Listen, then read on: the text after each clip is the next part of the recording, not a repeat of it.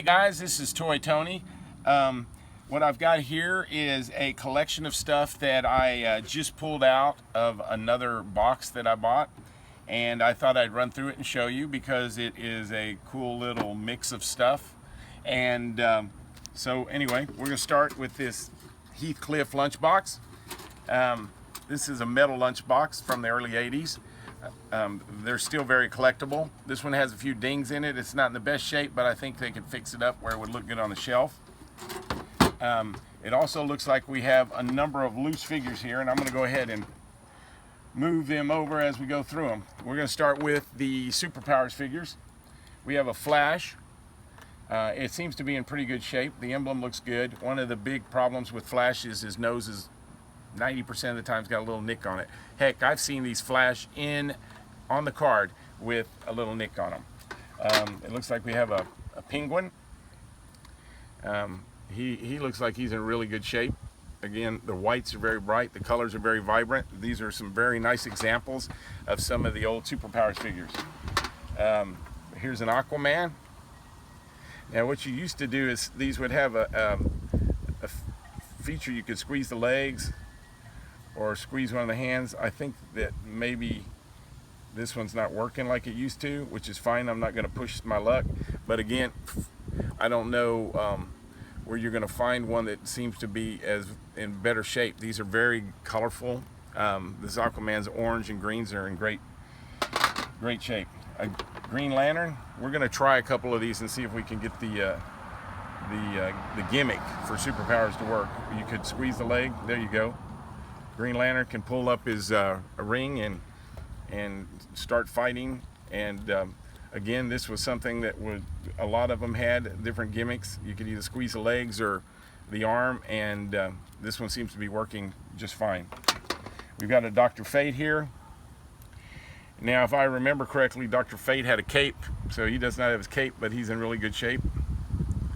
And he's not moving very well either, but he's in good shape. And so we'll need to look for a yellow cape for this one. We got a few Pez dispensers here. These two I actually looked at thinking they might have come from different countries because one has a yellowish blue stem and the other one is just bright blue. This to me makes me think this one has been in some heat. Like it was either in an attic or somewhere where it wasn't in a more controlled climate. This one is more controlled.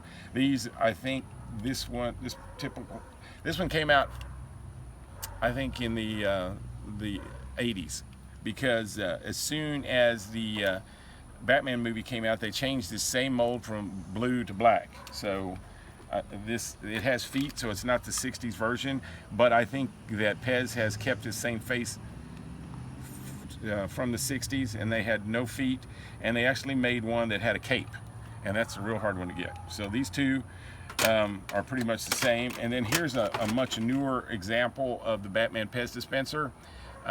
It's really cool. The head's a little bit bigger, and it's got some bigger, kind of darker eyes. So we're gonna put that up. We got an Atari cartridge, Donkey Kong, one of my favorite games of all times. And I want to go in the house, see if I got a game system that this will go in. This here is just an old Japan tin toy.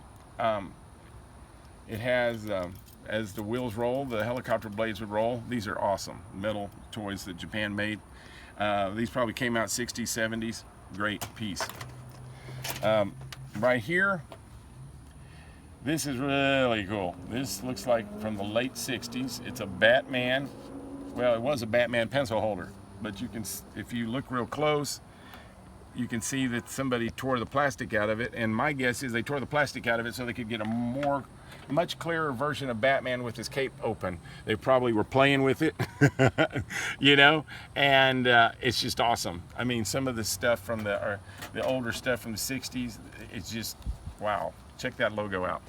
Is that something really, just a great example. This one is a Dark Side Superpowers figure on the original card. Can you believe that? It's on the original card. It's in really good shape. It has a little bit of a bubble boo-boo right there, I guess. And other than that, the card's in really good shape, and it's really nice on the back. One of the things I like to look for on these old cards, and I don't know if you're aware of it, but the fronts, not so much. If you put them away, like here in South Texas, we have what we call silverfish that tend to do some damage. You won't see it as much on the front because they don't like the varnish, but if it's been around anything that could have possibly been eaten on it, it'll eat the heck out of the backside because there's no varnish on there. And so a lot of times if you find something and it looks really good and then it's got a bunch of little white specks all over there, chances are it's been somewhere where some bugs were able to get to it. But this is a really nice piece.